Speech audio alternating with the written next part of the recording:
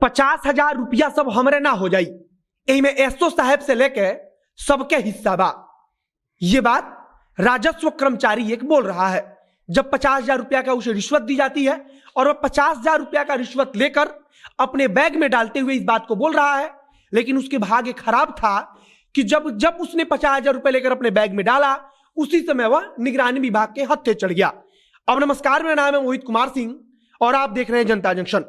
पूरा मामला भोजपुर का है। भोजपुर जिले से यह खबर सामने आई है। वहां एक राजस्व कर्मचारी एक जगह जाता है जहां उसने रिश्वत की मांग की थी। रिश्वत के बदले उसे 50,000 रुपया मिलते हैं और 50,000 रुपया लेकर वह अपनी तरफ से सफाई देता है। बताता है वहां मौजूद लोगों को कि इसमें केवल हमारा हिस्सा नहीं, बल्कि इसमें तो सीओ साहब से लेकर के तमाम जो भी अधिकारी हैं या फिर उसके आसपास के जो कर्मचारी हैं, उन सबका हिस्सा बटेगा। वह कहता है कि इतना रुपया में से खाली हमरे ना हुई, इनमें एसओ साहब से लेकर सबके हिस्सा बा। वो भोजपुरी में बोलता है, जिसे हमने आपको अभी हिंदी में बताया। अब इस बात को लेकर राजनीति भी गरमाई हुई है। तो दूसरी तरफ पिछले कुछ दिनों पर आप गौर करेंगे तो लगातार राज्य में अलग अलग विभाग से जुड़े अधिकारियों पर, पदाधिकारियों पर छापेमारी चल रही है। कई जगह बालू माफिया से साठगांठ जिन अधिकारियों की रहती थी, उन पर छापेमारी की गई है। लाखों रुपयों के अवैध कमाई का पता भी चला है। इसी सिलसिले में मोतिहारी के उत्पाद अधीक्षक अविनाश प्रकाश के यहां छापेमारी हुई। छापेमारी के बाद से ज्यों-ज्यों उनके अवैध संपत्ति का खुलासा होता गया, लोग भौचक्के होते चले गए।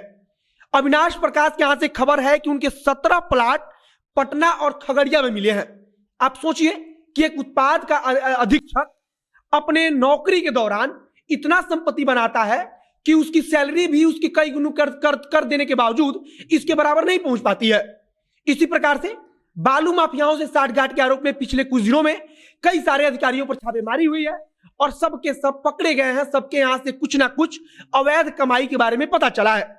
इसके बारे में राष्ट्रीय जनता दल के ऑफिशियल ट्विटर हैंडल से ट्वीट भी किया गया है और ट्वीट करते हुए लिखा, माफ कीजिएगा, राष्ट्रीय जनता दल के नालंदा ट्विटर हैंडल से ट्वीट किया गया है और उसे रिट्वीट राष्ट्रीय जनता दल के ऑफिशियल ट्विटर हैंडल से किया गया है और लिखा गया है कि सीएम नीतीश कुमार की सरकारी फौज के सिपाही का कहना एमएससीओ साहब समेत सबके हिस्सा बा। भ्रष्टाचारी एनडीए सरकार में ऊपर से नीचे तक सब एक हिस्सेदार हैं। आज से कुछ दिन पहले आपको चौकीदार के बेटे का वो ऑडियो क्लिप याद होगा, जिसके बारे में हमने भी आपको बताया था और वह बहुत ज्यादा वायरल भी हुआ था। जब एक आदमी के घर से शराब पकड़ी जाती है, तब चौकीदार का बेटा फोन करके उससे डील करता है और कहता है कि एसओ साहब इतना रुपया बोल रहे थे, लेकिन हम उनसे कहे हैं कि हमारे खास आदमी है, दादा परदादा की तरह, तो वो उससे कम रुपया में मान गए हैं।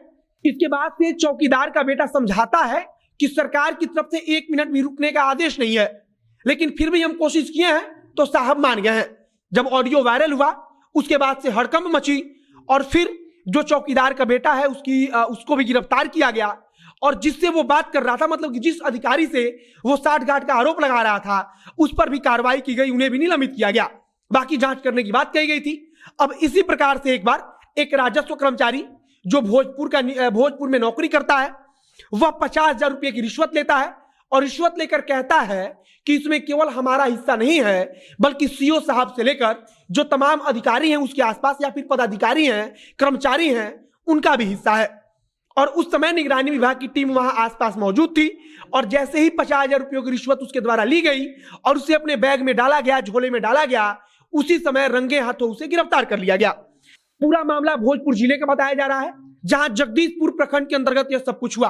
बताया जा रहा है कि दोपहर लगभग 12:50 पे विजिलेंस ब्यूरो जो थी उसने जगदीशपुर में एक राजस्व कर्मचारी को गिरफ्तार कर लिया, जो 50,000 रुपये का रिश्वत लेने के आरोप में गिरफ्तार किया गया।